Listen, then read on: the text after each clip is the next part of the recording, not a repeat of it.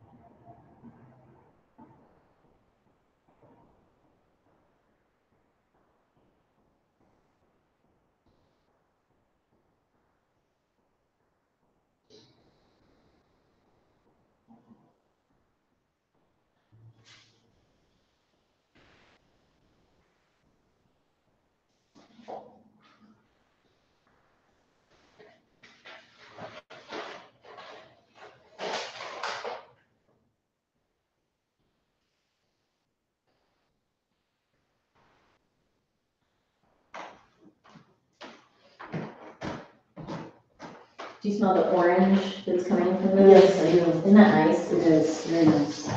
I love the smell of orange. It reminds me of Christmas, but I do Christmas. yeah, because my mom used to burn orange peels Okay, on the stove. okay. We had many fires in our kitchen growing up. But that, yeah, so, yeah, that was her version of potpourri. But yeah, so I have a fondness for the smell of burning orange peels. Oddly enough, I don't have a memory of the smell of burnt. Yeah, I don't know, I must have blocked that out, but yeah, so.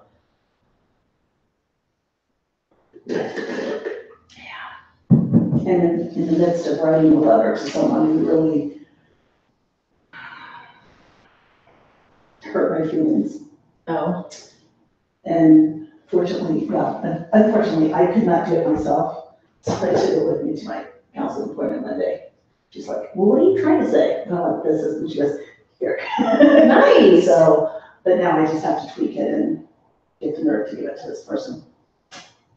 Well, that's good. Yeah, so, yeah. That's nice getting help on writing a. Yeah, well, it was funny because that was Monday, and on Sunday, I decided to do some stuff up in my room. I'm trying to find a little quiet place in, wait, it's only my husband and I in a 4-bedroom, 3-bath house. You think I have a spot, but I'm trying to find a niche. You need a nook, yeah, you need a little nook. So Yeah. I was cleaning out a dresser, extra dresser in my room. The shelf liner is from when our oldest was born. I used wrapping paper from shower gifts, so I still have that. So it's 35 years old. Oh, that's nice. Yeah, so, but I was cleaning out stuff, and I found that Christmas, we don't do Christmas cards and things, but for some reason in 2013, I decided to send out the letter and the pictures and the montage and all that. And I was reading through the letter. I'm like, oh shit, I could still read, I could still write that. I could still write. Yeah. I was reading it and I'm like, oh. Yeah, not that. I can write it down. Yeah. So what's happened since then? I don't know. Yeah. But so glad I had Ruth. Yeah. Definitely. Yeah. Nice, good. So did you practice any of the breathing that we practiced last week? You know, strangely enough, I did, but it was, I mean, I did it at night because I had not been sleeping all day. So, I did it at night, but amazingly enough, I also did it at church because I've become ultra aware lately that I never stop moving. Oh, yeah. Like a shark. And yeah, so I'm on the ground. So I've become very aware of that. And since I go to mass every day, I try, as soon as I become aware of it, I try to stop, and I can't just stop. Sure. I have to breathe, and then, of course, then I get distracted 3 seconds later, so then I'm back to this. Yeah. But I am trying, and it is helping when I let it help. Yeah, well, and just so that you know, this is, and I will continue to say this about all of this stuff, anything yoga related, anything life related really, but breathing seems so simple that it seems like it should be easy, and it's not. None of this is easy. It is all simple. Right. But simple doesn't always mean easy, right? So, and it takes practice because you're working with, I don't want to say working against, because you're working with wherever you are, and that changes from moment to moment. Your mind and body could be completely available for a 30-second mindfulness practice right now, or not. And so the idea of working with whatever you are at that moment as opposed to against, because you're never going to, completely get rid of all of these parts of you. They're there, maybe the edges soften, right? Take, for example, movement. Well, you should always move, but perhaps maybe not that way, and so part of what we're going to be practicing tonight, or talking about tonight, is mindful thoughts. And what goes along with that is the idea of judgment and so forth. And so the working with whatever you are right now is one of the most compassionate ways to communicate with yourself.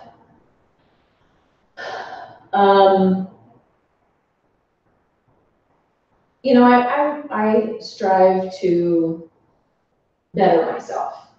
I don't necessarily want to say improve myself, but I want to better myself in that I like to read books. I want to read more. I love to write, and I want to write more. And I want to write so that, I've got my journaling, but I also have my stories that I do want to publish. So I want to write so that people enjoy it, which means I need to write better. And so the idea of improving or bettering myself truly is, it's a kind thought, and it's a kind way for me to think about things. But in thinking about what I need to work on doesn't ever mean that I am saying that this thing is bad. These things are not, it's never one or the other. You can be both. I can be still working on my writing skills. That's okay. I can still be working on my meditation. That doesn't mean I'm bad at meditating and I want to be good at meditating. It means I'm working on it. So these thoughts of how you phrase your thoughts are extremely important. About anything, really. But we're practicing, first, the practice can be about how you talk to yourself, how you think of yourself. But if that's too hard, it can be, starting with how you interact with the world. So being able to look at something and not judge it. So, for example, that light doesn't need to be beautiful. It's yellow, it's orange. There's a little light bulb in there, and so it is warm. None of these things are judgments. I'm not, putting a good or bad label on it. And so just like looking at the salt lamp, then I can practice looking at myself, some part of myself. And you don't have to take your whole self because that can be challenging, but taking little bits. So for example, one way to practice mindful thoughts about yourself with non-judgment specifically is to take a hand, for example, or just your pinky, or just the nail on your pinky, and just say, that is the nail on my pinky finger. This is a pinky finger on this hand. And so you start with words that are non-judgmental. I don't have any negative or positive thoughts about my pinky finger, other than it's really nice to have it. I am appreciative of having all of my fingers, but it is neither good nor bad. And then moving from there into saying, I mean, I could even nerd out on the anatomy of it. You know, there are bones in my hand. And then moving to the other fingers on my hand. And so moving up your body, thinking about, well, this isn't so hard, right? You know, this is my hand. And I could think about perhaps maybe even a sensation in my hand. The air in the room is a little bit cool. So the skin on my hand is a little bit cool. But I'm not applying any thoughts or emotions to that. So the cool air just is cool. Truly, it's not uncomfortable. Maybe I have a preconceived notion that cool air should be uncomfortable. But truly, there are times when cool air is very refreshing. So right now, it just is cool. And then I bring my awareness maybe to my wrist, and I can feel actually that my ponytail holder is on my wrist. And that's all I'm going to think, is just there's a slight constriction, there's a slight tightness on my wrist from my ponytail holder. And then moving into my arm that's inside of my sleeve, and so there's a little bit more warmth. The sensation is different. And so you move through your body like that, perhaps. And if there are parts of your body that you do have negative thoughts about, so as a female, it's not, you know, too surprising to share, you know, I have certain thoughts about my hips, my butt, my belly. And so working on other parts of your body as practice before getting to perhaps body parts that you frequently might feel shame about. But here's my practice, you know, so getting to my legs. So let's say that I've worked up from my toes. Getting to my legs, I have very strong leg muscles. And my strong leg muscles have made me in the past as a very strong volleyball player. Truth is, I'm not anymore, but that's okay. I mean, this has been a whole practice for me in, you know, the comparison of how I was 20 plus years ago, you know, and if I'm kind and rational with myself, I recognize, yeah, in 20 years, a lot has happened. And I'm not even interested in playing volleyball anymore. So why should I be hard on myself for probably not being okay with volleyball anymore? But being, you know, having these nice strong legs, they allow me to do the things that I need to do. So maybe they're a little bit bigger than I would like, but they do what I want them to do. My legs do not fail me. My belly, my waist, sure, it's got a little bit more on it than I probably would like.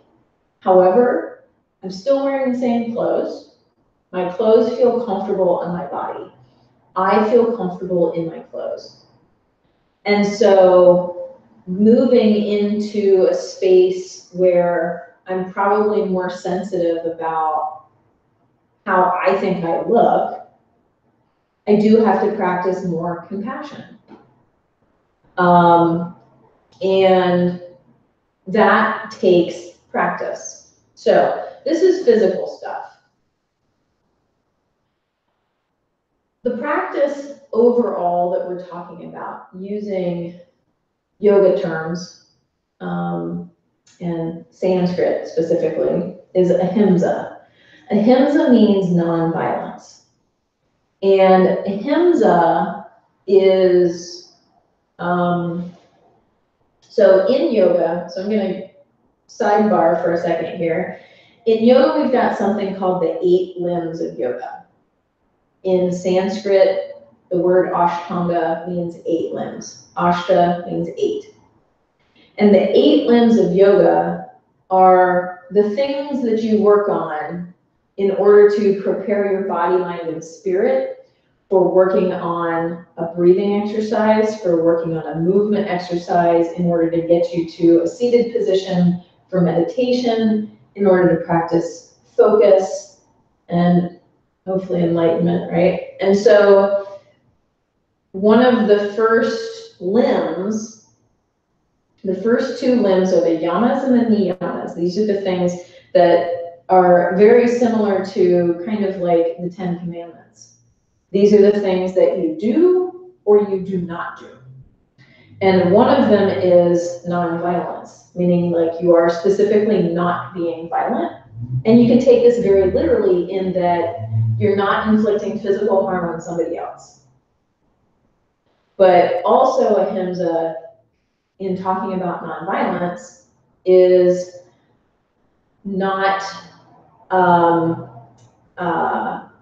being verbally violent or verbally aggressive about somebody else. But then, of course, I think we can see where I'm going with this, but then also not physically violent towards yourself, but not verbally or mentally violent with yourself. So ahimsa is one of the first things, and arguably one of the most important things that we practice in yoga. And here in the West, this is very challenging. So an interesting thing, and I pointed this out in one of the yoga talks about metta. So in Tibetan, the word compassion in Tibetan already implies yourself. They do not have a concept of self-loathing in Tibetan. So when they practice compassion, it already implies they're practicing compassion towards themselves, and they already know, like, well, I've got to take care of myself in order to take care of that person over there. So compassion is for every being in this room, including myself. Whereas here in the West, we have the concepts of self-loathing and whatever else, to the point that we have a word compassion and we have a word self-compassion. And they are 2 separate things. And so ahimsa is challenging here in the West because somewhere along the line, we decided that we don't practice compassion. We practice self-compassion and compassion.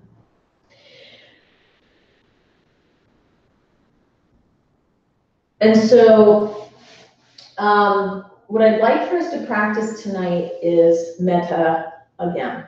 So we practice it during yoga talks. I'd like to practice it again. We will start with practicing our breath again. Just simple 3-part breath. Doesn't have to be too exciting with the breath. So you'll find an easy seated position. Find how you're comfortable. If it's comfortable for you to have your eyes closed, you can have your eyes closed. You can have them open and gently relaxed. That's up to you.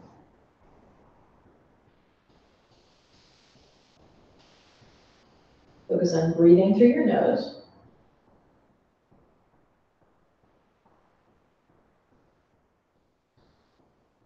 Notice your body. Be aware of your body, the weight of your body sitting on your blanket or your bolster.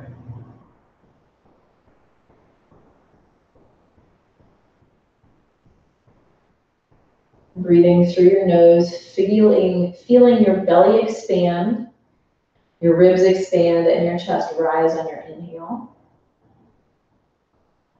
And on your exhale, your chest drops just a little bit. Your ribs come in and your belly draws in. And repeating that.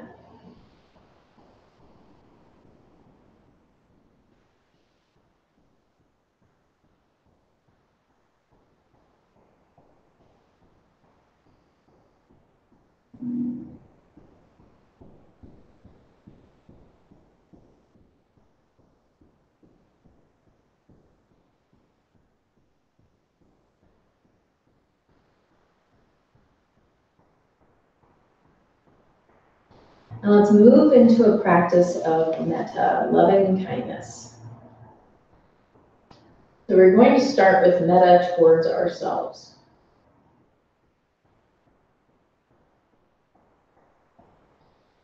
Feeling, sensing your own body, sensing yourself in this room, hearing these sounds, smelling these smells, feeling your body breathing, and feeling your body being breathed.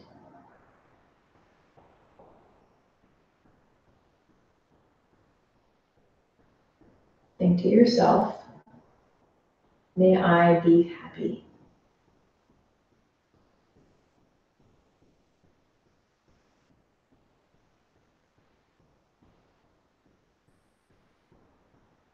May I be peaceful.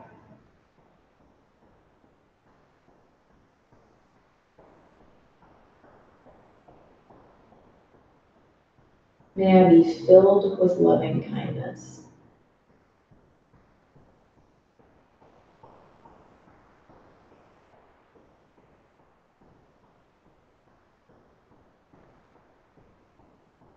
May I be happy.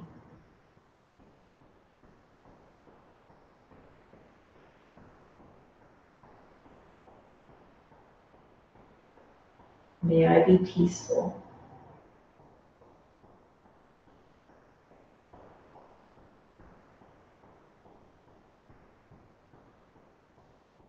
May I be filled with loving kindness.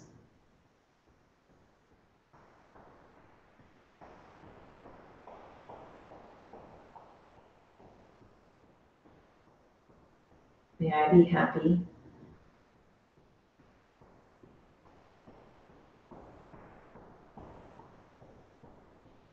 May I be peaceful.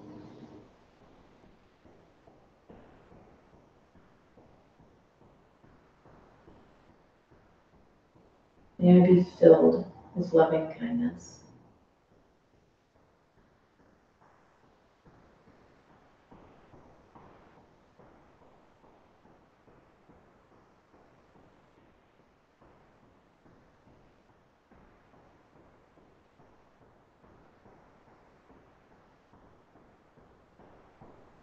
Allow that practice to dissolve.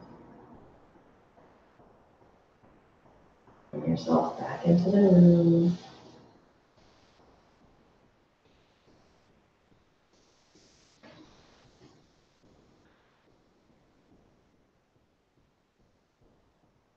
So the practice of loving kindness, of metta, is a practice in ahimsa to some extent. It's a practice in mindful thinking. Primarily, it's actually a practice in compassion. And we practice compassion towards ourselves in order to fill ourselves up so we can be compassionate towards others. And again, that is very hard for Westerners because somewhere along the way, we detached ourselves and we decided that if we're going to practice compassion, if we're going to do things, we're going to do things for others and not for ourselves. And somewhere along the way, we decided that we all needed to be martyrs and completely forget about ourselves. Somewhere, somebody told us that if we do things for ourselves, we're being selfish. And that is not the case. And I think even with that concept of doing something for yourself and the word selfish, I think a lot of times we do think very black and white, that if I think of myself, I must be selfish. And for some reason, we can't think of another word for that other than showing compassion towards ourselves. And I frequently say, you can't pour water from an empty pitcher. You are that pitcher. There is a whole practice of practicing emptiness and being empty in order to allow things to come in. That's a different practice, that's a different metaphor. But when it comes to compassion and when it comes to practicing mindfulness, you need to be able to have a pitcher full of compassion for yourself before you can pour it into somebody else's cup.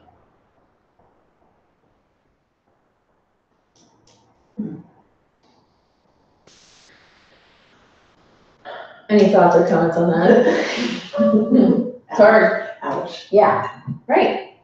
It goes against everything. I think it goes, it goes against everything that we hear. It goes against everything that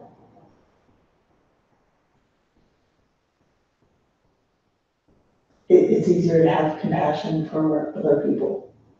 Yeah. Than for yourself, because you can distance yourself from other people and you can't distance yourself from yourself. But then think about that kind of compassion though. If I'm distancing myself in order to practice compassion, how is that compassion? You can be compassionate to someone in a particular space, in a particular moment. Mm-hmm. And then when they are no longer in that space, when they're away from that moment, when they're away from you, Mm-hmm. then you can, that's where the distancing comes in. I see. But you can't get away from yourself.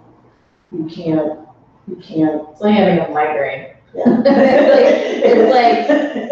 It is right where you are. Yes, it's right there. There's nothing you can do. You can put your head in the pillow. Yeah. You can do it. It's still there. Yeah. Well, and so in that vein, yes, I do understand. And so the argument from, so I've read several arguments from Dalai Lama talking about it, and the monks that practice metta, these, expert meditators that practice this. So the practice of metta is a form of meditation. You are practicing meditation when you practice metta. And throughout the day, if you were to walk to the grocery store, walk into the grocery store and, look at somebody and try to practice metta towards them or compassion towards them, that's a form of sort of living meditation. But the argument that these people make is that, and this shows the difference in cultures. How could you possibly show compassion towards somebody else if you don't know how to show compassion to yourself? How can you possibly know how to love somebody else if you don't love yourself? And I agree 100%. And it is challenging to put that concept in our culture and to actually practice it. It's very hard, but I 100% agree with it, because if I am the closest person to myself. And if I don't love myself, then how do I even know what love is?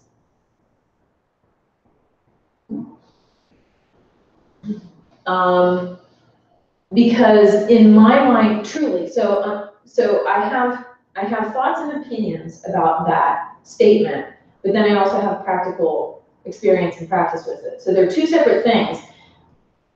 My understanding and my agreement with it are two separate things from how challenging it honestly is.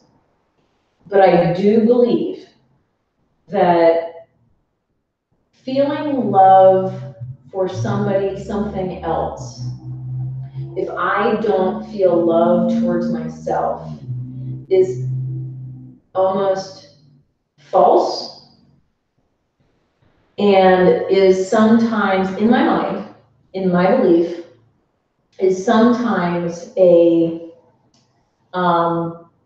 replacement for feeling love towards myself. So I'm gonna love you, I'm gonna love you so much because I really can't love myself, or I don't. So I'm going to almost distract you from the fact that I don't love myself, or I don't practice love and compassion towards myself. So I think that's where there's almost that sort of instance, I don't want to, it's a step down from insincerity in my mind. Like, it's a step away from insincerity. So, so therefore, practicing love towards myself is building up a feeling of love in me. But it happens all at the same time. So you're practicing compassionate thoughts for other people. And what has found to be true through research is that in practicing compassion for somebody else, that does in turn help to build compassion in you. However, building compassion and feeling in yourself is required in order to feel compassion for somebody else. And that's where the magic happens. And it starts with practicing compassion towards yourself. These mindful thoughts.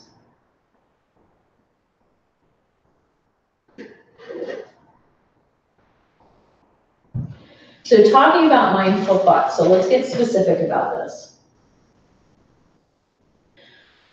So the practice of mindful thinking. So far we've been talking about ahimsa, nonviolence, compassion, and all of these things. But the practical application. So I started by talking about this sort of body scan practice, where you're starting with something and not being judgmental of, you know, your hands, your nail beds, things like that. But sitting with yourself and recognizing physical feelings, emotional feelings, or the thoughts themselves, that's where the challenge comes in.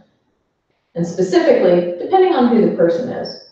So I'm particularly harsh with myself first thing in the morning, right when I wake up. And actually, probably, if I were to really pay attention, it seems to start right before I wake up. Because I wake up sometimes with a feeling of dread. And I don't know where the hell it came from. And then the minute that I'm aware that I'm awake, there's that downward spiral. So my mindfulness practice happens sometimes at 2 a.m. because, so this really just happened. So 2 a.m. the other morning, a guy was jiggling handles on the doors outside, the car doors, set off a car alarm. So this 2 a.m. woke me up. I run to the front window, I see the guy, he tries my door on my car, doesn't get anywhere, and anyway, so he walks away. So I'm awake at 2 a.m. And therefore, my mind started. And therefore, my mindfulness practice started, my meditation started. And that's the point. So it takes probably a couple of negative thoughts coming into my brain before I realize that I just did that. And so that's when I'm like, okay, Berg, game on. This is when we do this, okay? And so for me, the morning time is a completely different meditation practice than any other time of day. Because I feel like, I don't know, I've got a grip later on in the day. I think I'm emotionally vulnerable first thing in the morning to myself. And so this is where I think of, the thoughts that come in, about all sorts of things. I practice a couple different things. First of all, I visualize what it looks like for a thought to come in, and then I allow it to soften. Okay, so I need this thought to not be so stabby, so I soften its edges. My mom used to tell me that, Berg, round your edges. And so I sort of take that literally, so I blur the edges of these thoughts, you know, almost like when I'm using like Photoshop, not Photoshop, but some sort of like print thing, font thing, where I sort of soften the edges, I blur the edges on things. And so I try to visualize softening these things. Because I don't, again, I'm working with what I have. I'm not gonna work against it. And this is what I've learned from my meditation teachers. Because when I first started meditating, I was trying to push things aside so that I had this clear path between my thoughts. And then when my meditation teacher, my first meditation teacher, Juan, he said, no, Berg. And he's got a great Spanish accent that I cannot imitate. I don't know how. But he said, no, Berg, no. You're just softening them. You're not pushing them away. Let them be there. And in time, with practice, these thoughts will just sort of do their own thing. It's kind of like, these are my words, not his. It's kind of like what they tell you with, you know, like in preschool and grade school, the boys that would mess with me on the playground, like if you give them attention, that's what they want. But if you leave them alone, they leave you alone. It's the same thing with these negative thoughts that I get in the morning. And so my practice is visualizing these thoughts just floating past like clouds. There's nothing wrong with a cloud flying past. And then trying to take out the words that are connecting to me. So I am not a good teacher. Okay, these are some of the thoughts that come by. I am not a good teacher. I am not making enough money. I am not, okay, so let's take out some of these words here. Can we take out not? Okay, but I am a teacher. I don't have to be good, I don't have to be whatever. Like, the fact is that I'm a teacher. Good, bad, or otherwise, it doesn't matter for this argument, for this meditation practice, okay? I may or may not be making a whole lot of money. I am making money. There you go. I'm paying my bills. Okay, so then I'm going through these things, these thoughts, and then, you know what? Now I'm going to take out I. I'm going to completely disconnect this from me, because it doesn't need to be anything. So when I take away I, Berg is a teacher. Not I am a teacher. This being that is Berg is a teacher. Okay? Berg makes money. Berg has a business. So I'm separating myself from these feelings so that they don't attach and cling. So this is one practice of mindful thinking, is removing the things that make them about me. For example, another thing that's maybe not so emotional. Instead of me saying, my knee hurts, this knee has pain. This knee has pain. We talked about migraines. Okay, I have a migraine versus this head has pain. There is pain.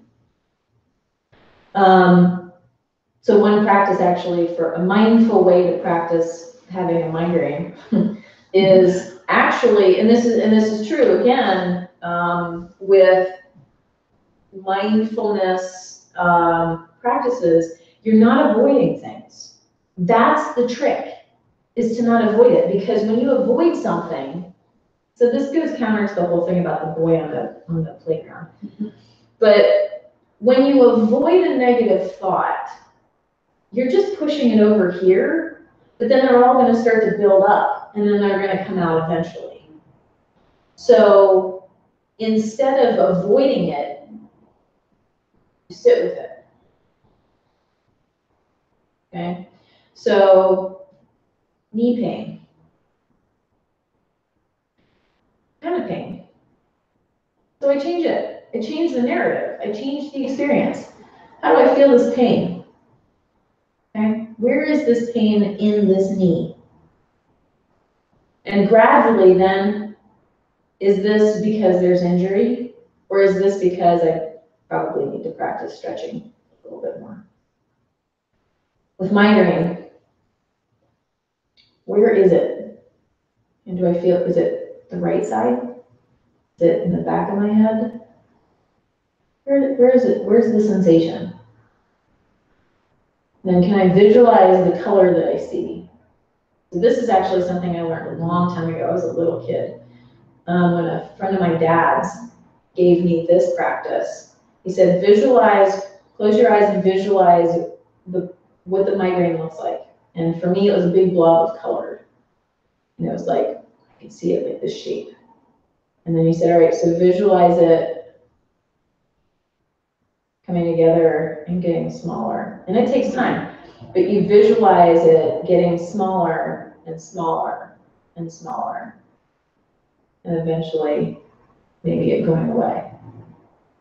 Because nearly most of everything is mind over matter. It's a practice of the mind.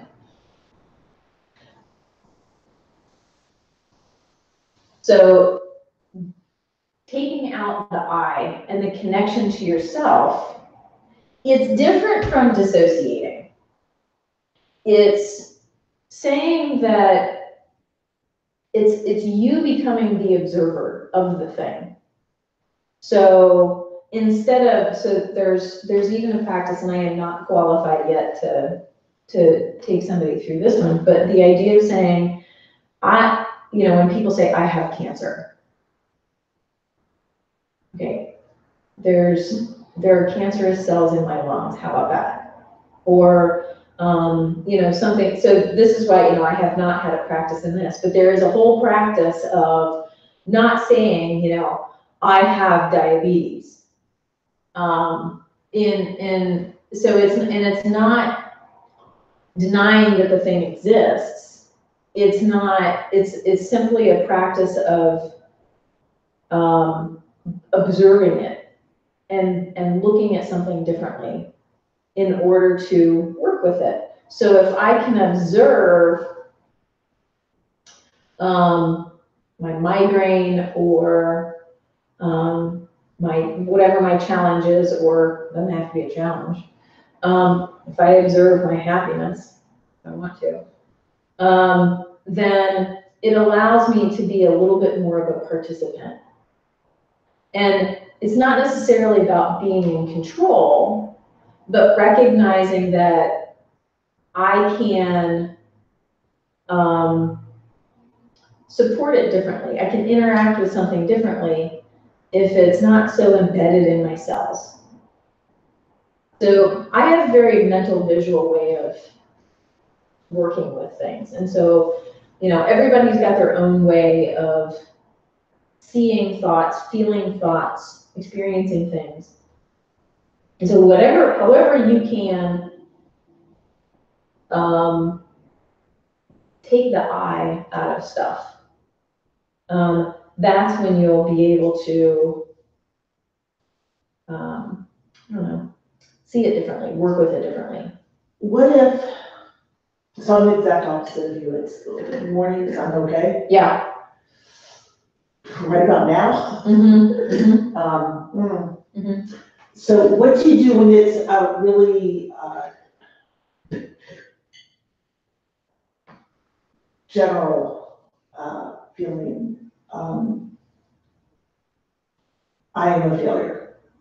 So do I first have to then Be specific. That's what's, well then. Yeah, because that's vague. And here's the thing, because it seems ridiculous and almost really shitty to be like, okay, so let's play this game, Berg. I'm a failure. Can you be specific in your failing? Okay, so Yeah. I see your failure and I raise you, right? So play that game with yourself. You're like, okay, brain, we're gonna do this, bring it. Let's do this whole thing. How do I think I'm a failure? You know, and so you break it down. And again, you're not avoiding it, okay? Because if you're gonna think this thought, it's like, you know, in many practices where you're working with somebody or yourself in thoughts and feelings, if somebody says, I'm scared, it is absolutely useless to say, don't be scared. Being ridiculous. Yes, right. Don't be mad. Too late. It's happening. Yeah. So I can't just stop it. So the same thing. Like, okay, I recognize you're mad. I recognize that you're scared. Let's talk about why you're scared. You know, and so you break it apart, and instead of ignoring it and sweeping it away like we do in this culture, we don't talk about emotions because it's uncomfortable. What am I supposed to do if somebody starts crying around me? I don't know, let them cry. You know, it's for them, not for me. Why is this my problem that they're crying? You know, they wanted to cry, they did it, they're doing it. So you sit with it. Why am I a failure? Okay, challenge yourself to be specific. And this can be, you can sit there and think about it, you can write it out, whatever you want to do. And then once you actually figure out where you think you're a failure, then you start to work with that. You know, and so, you know, I am not a clinical person, I am not a psychiatrist. However, when it comes to mindfulness practices, that's what you do. And usually, you can peel back all the BS that you tell yourself and get down to the nitty-gritty, and you can be a little bit rational. And you can say, all right, okay, so where is it that I think that I'm failing, right? And in truth, you know, once you get down to, I don't know, the 1, the 2, the 3 things you think or whatever, then, okay, so let's say that you peel it down and you feel like you're a failure for 3 things. Whatever those 3 things are. You know, let's say, okay, so I'll put myself in this. All right, so I would like to not eat as much as I do. I eat like it's going out of style. I have no idea what. I have a lot of theories about why I feel like I have like food insecurity. And so, but I'm like, okay, but this is workable. Like I can't do something about this. Okay. So then I put this off to the side, right? And so my feeling of eating too much leads to the whole thing about like, oh, you know, I probably have more weight around my belly and my hips than I really like. Okay, well, we can work on this. I may never be perfect because what's perfection anyway? In whose definition is perfection, right? And so then, you know, the other things where I feel like I'm not living up to my own standards, because nobody else has put any standards on me. Nobody else has any expectations other than Berg's going to be Berg, whatever the hell that means, right? I am setting expectations of who I am, okay? So if you or anybody else has an opinion of who I should be, it's largely because I gave you an impression of what I want you to think of me, right? Right. So I have some control, but more, I have a role to play in what expectations I'm setting for myself. Well, I have 100% expectations of what I'm setting for myself. But then I also have a role to play in setting the expectations for what other people see in me or expect from me. And if I don't meet their expectations, so be it. I'm going to be who I am. So it's interesting, so a little self-sharing. I actually have a very high opinion of myself. I have a good, healthy ego, and yet I still have self-esteem issues. I don't know how to reconcile that. But it's the truth. So that's kind of where I'm constantly playing with these 2 extremes. Like I'm good in things, and then I'm like, oh boy. but how do I feel other people see me? And then I have to grapple with, who cares? So everybody has their own their words of challenge that they have to deal with. But the answer truly is at first, you sit with the hard stuff. And that's hard. And it takes practice. And maybe it means that you time yourself, okay? I'm gonna give myself 15 minutes, 10 minutes, 5 minutes, whatever it is. I'm gonna sit with this, okay? Let's break down this failure thing. And then see where that goes. And then, at the end of that practice, you do actually something that's nice for yourself. And you try to say 3 kind things about yourself. It's similar to the gratitude practice. You know, like first thing in the morning, you think of 3 positive things. What am I grateful for? I have a comfortable bed. I love my comforter. I have a great pillow. My cats are nice. You know, my boyfriend's not snoring right now. Hot damn, right? You know, it's like, that's the thing. Like, if you can't think of something positive in general, then think like, okay, literally right now, like, I feel good. I like my sweatshirt. My hair feels soft on my neck. I mean, whatever. Yeah. You know, it's like you don't have to have momentous, amazing. That's why I was just thinking, I just have these big, I am so grateful for this. Like, Lord, no. You know, like one of the things, like, my ex-mother-in-law gave me this light the other day. Yes. And I adore it. I like the, I don't know, the dimensions, Yeah. I like it. It doesn't, it's not. Yeah, it's natural. Yes. Yeah. I really It's got a like nice glow about it. Yes, it has a really great feeling. And I know the light on it looks wonderful too. Well, let me show you. Well, let's see. Oops. Yeah, so let's see what this looks like. Oh, shoot. Isn't that nice? Oh my gosh, that is really cool. Yeah, right? Yeah. So Good these job, are that's little what I things. call. Right, exactly. Yeah, so these are the little things that, the things that you're grateful for, positive thoughts don't have to be, you know, amazing and earth-shattering. Everything in life is baby steps. It's just the little things, because when you find the little things that are actually positive, that starts to grow. And those are the things that get you out the door. Those little thoughts, you know, and like, for example, thinking positive thoughts about yourself. So we're gonna sit with the negative things and try to break them apart, but then we're gonna say, okay, Bird,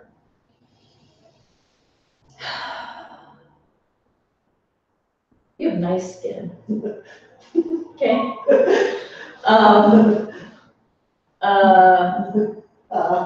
You know, I have really strong leg muscles. I have good teeth, because grandma taught me well. You know? Yeah. So these don't have to be, you know, as big and amazing as we think. But then eventually maybe you can say, okay, so I'm really good. So you're not, and what you try to avoid is that sort of like half-ass compliment, you know? So like, I'm not bad at blah, blah, blah. Well, that's terrible, you know? So instead of me saying like, I'm really not a good cook, but I will say, I am damn fine at making a bowl of cereal. I can pour cereal and milk like no man.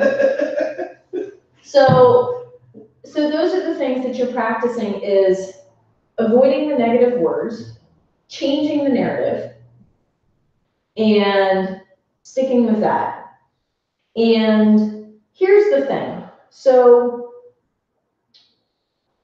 if you looked at this from the outside, perhaps you might say, well, this is denial, or this is avoidance, or this is naive to think all these positive things. Well, here's the deal, bub. The negative stuff is going to happen anyway. Negative things happen in life. Negative news, negative actions, people are going to have accidents, stuff's going to happen. Things are going to break down in my body, cells are dying all the time. I mean, this is just the fact of life. And so it's partly self-preservation, but also my true belief in going along with the belief system that I follow, is that it is our goal in life to remove suffering and to be happy, whatever that means. But the main rule above all is to not hurt others. And if I can be happy and not hurt others, then having a positive outlook on things is healthy. I'm not oblivious. By saying that, there are good things going on in this country right now. There are good people in this country. That's not me denying the stupid stuff that's going on. That's me saying truthfully, I do know good people. The bad stuff's gonna happen anyway. So why dwell on it?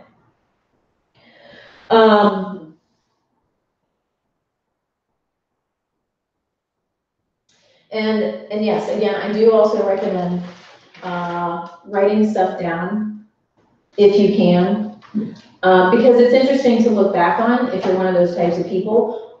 So there are, a couple different ways of thinking of writing stuff down. It can be a journal entry, it can be just jotting down some words or whatever.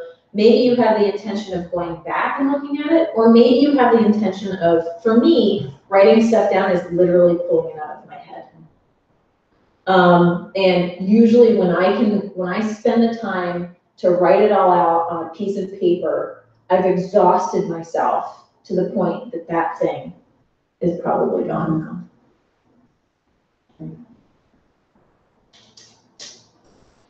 So, this week I've been less careful, I guess, about what I've written. Just kind of just putting it on paper, put it on the paper, not worrying about what it looks like. Yeah. What did that H is not. Yeah, oh yeah, that thing, yeah. That part. Yeah. But that's okay, your writing is an example of you, warts and all, literally, bad grammar, typos, mistakes, misspellings, whatever. It's an example of your thoughts at that moment, and so be it. That's hard. Because, it's a part of you, and you don't want to, present necessarily this, messy version of yourself, but that is who you were in that moment. So that's what I'm really struggling with. The whole presenting, being messy around others. Yeah, but when you're talking about your journal entry, is it for somebody else? Well, somebody might see it. What if That's their fault. What if I come on the way home and, look here, I've got my trolley lamp with this, and that's the other thing. I now take it with me everywhere. Okay. So now it's even more going to be read by somebody when your body's in the car. Yes. Okay. Well, but if you're dead, it doesn't matter. No. True. And here's my thing, honestly. So talking about that is kind of a divergence, but here's my thought. And this goes with not only my journal, but when people ask me information, if somebody wants to know, number one, how are you? You dared to ask me that. I'm going to tell you. But then also, not only like that little simple question, but also my life truly is an open book. I am willing to answer any question people ask. That is for them to deal with my response. Okay? So if you see that this is my journal. Right. My journal right now is, so I write in my journal all the time, and right now it is next to my chair in the living room. Aaron could walk over and read it right now. I don't know if he does or not. And my last journal entry was all about my frustration with him. I can't imagine. I can't even. That is his problem if he picks it up and reads it. He has to sit with what I wrote. And either he confronts me on what I wrote, and then thus saying that he read my journal, or he sits with it and it like eats him up, right? That's all him. That's my thought on it. Take it or leave it, that's my thought on it. You know. And there you go. After all. There it is, yeah. I mean, and so I present my journal is for me. And I told myself years ago, I mean, literally decades ago, this was middle of high school. I realized that I was writing in my journal as if somebody else was going to read it. Mm-hmm. And so I would lie or keep things from my journal. And then I said to myself, what the hell is the point of my journal if I'm not going to be honest with myself?